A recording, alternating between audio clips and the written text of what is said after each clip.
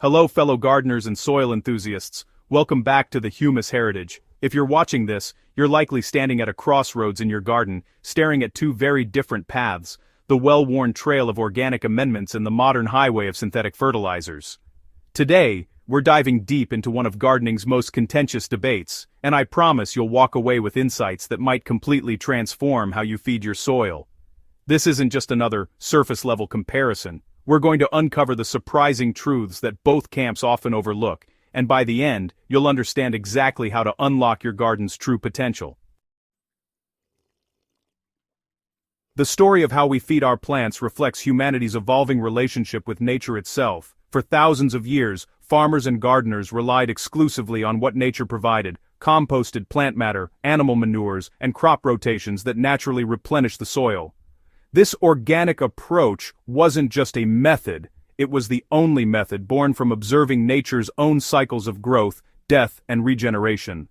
The philosophy was simple, yet profound: feed the soil, and the soil will feed your plants. This wisdom, passed down through generations, emphasized patience, observation, and working in harmony with the complex web of life beneath our feet. Then came the Industrial Revolution, and with it, a seismic shift in agriculture. In the early 20th century, the Haber-Bosch process revolutionized fertilizer production, enabling scientists to synthesize nitrogen from atmospheric gases. Suddenly, we could manufacture plant nutrients in laboratories, delivering concentrated doses of exactly what we thought plants needed. The promise was intoxicating: faster growth, bigger yields, and the ability to feed a rapidly expanding global population. Synthetic fertilizers became the darling of commercial agriculture, offering predictability and control in a way that seemed almost magical compared to the slower, more variable results of traditional organic methods. Here's where things get fascinating, and understanding these mechanisms is absolutely crucial to making informed decisions in your own garden. When you apply synthetic fertilizers, you're essentially giving your plants a direct IV drip of nutrition. These chemical compounds dissolve readily in water, breaking down into nutrient ions that plant roots can absorb almost immediately. There's no waiting, no intermediary steps. It's plant food in its most accessible form. Think of it like drinking a sports drink after a workout. The electrolytes hit your bloodstream fast because they're already in a form your body can use. Organic fertilizers operate on an entirely different timeline and through a remarkably different process. When you spread compost, apply bone meal, or work manure into your soil, you're not directly feeding your plants. You're feeding an invisible army of soil microorganisms. Bacteria, fungi, protozoa, and countless other microscopic creatures must first decompose these organic materials, breaking down complex proteins, carbohydrates, and minerals into simpler forms that plant roots can finally access. This microbial feast takes time, sometimes weeks or months. But here's the beautiful part. As these organisms work, they're simultaneously building soil structure, creating spaces for air and water movement, and establishing a living ecosystem that continues to benefit your garden long after the initial application. The difference in nutrient availability between these two approaches is like comparing a sprint to a marathon. Synthetic fertilizers deliver nutrients in a concentrated burst. Plants get everything at once, which explains those dramatic growth spurts you see within days. Organic amendments release nutrients slowly and steadily, matching the gradual, sustained pace that plants actually prefer in nature. This slow-release characteristic isn't a bug, it's a feature that prevents nutrient overload and dramatically reduces the risk of those precious nutrients washing away with the next heavy rain. Now let's talk about what happens in your soil over the long haul, because this is where the real story unfolds. Synthetic fertilizers, for all their immediate effectiveness, are essentially soil neutral. They don't add organic matter, they don't improve soil structure, and they don't contribute to the sponge-like quality that helps soil retain water during droughts.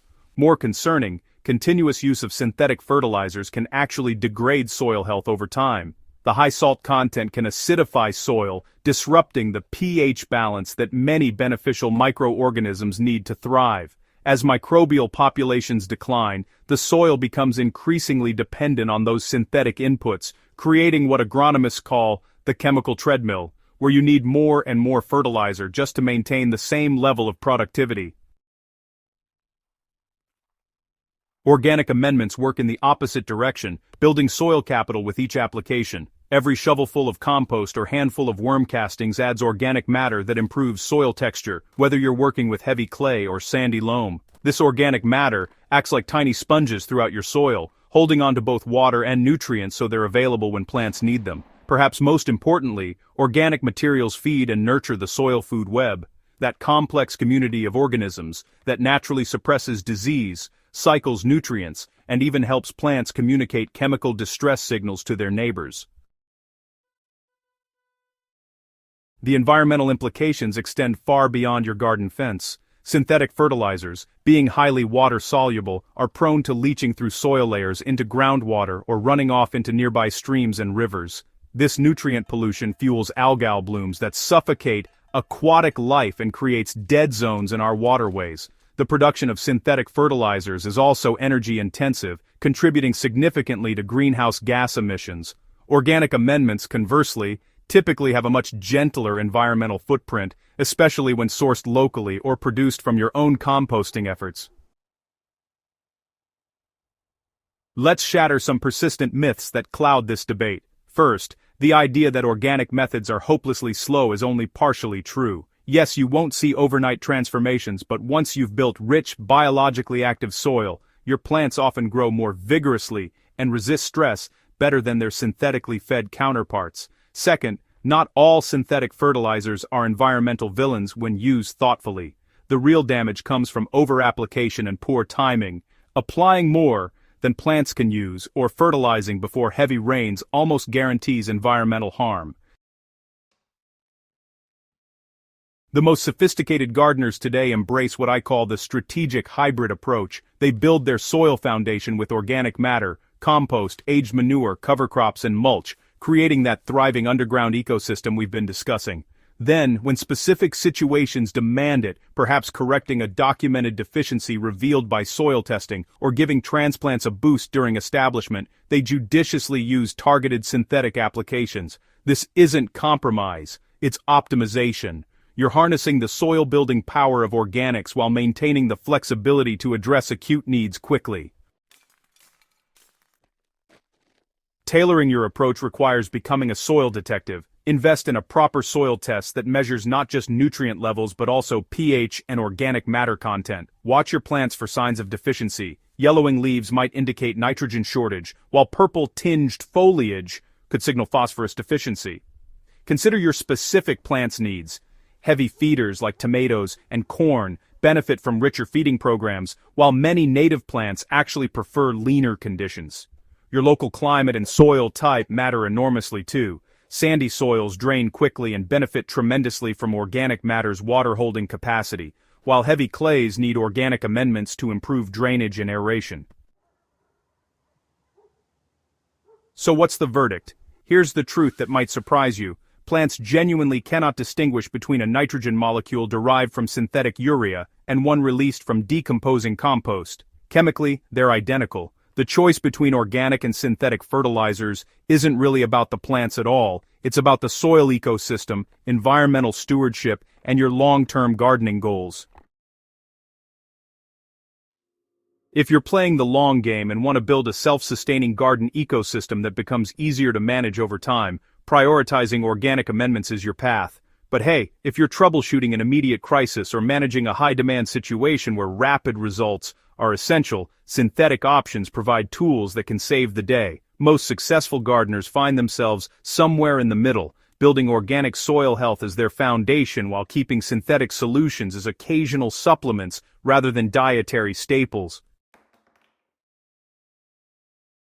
Remember, feeding your soil is just one piece of the puzzle. The healthiest gardens integrate multiple practices: crop rotation to break pest cycles, cover cropping to protect and enrich soil during off-seasons, mulching to conserve moisture and suppress weeds, and fostering biodiversity to create natural checks and balances. Your garden is a complex ecosystem, not a manufacturing facility, and the most resilient systems are those that work with nature's patterns rather than against them. Your garden is your legacy, the living expression of your values and your gift to the future. Whether you choose organic, synthetic, or a thoughtful blend of both, make your decision informed by science, guided by observation, and rooted in care for the earth beneath your feet. Experiment, observe, adapt, and most importantly, share what you learn with fellow gardeners. If you found this deep dive valuable, please hit that subscribe button and ring the notification bell so you never miss our next exploration into the fascinating world beneath the surface. Share this video with a gardening friend who's struggling with this very decision. Together, we're building not just better gardens, but a community of informed, thoughtful stewards of the soil. Until next time, keep your hands dirty and your soil alive.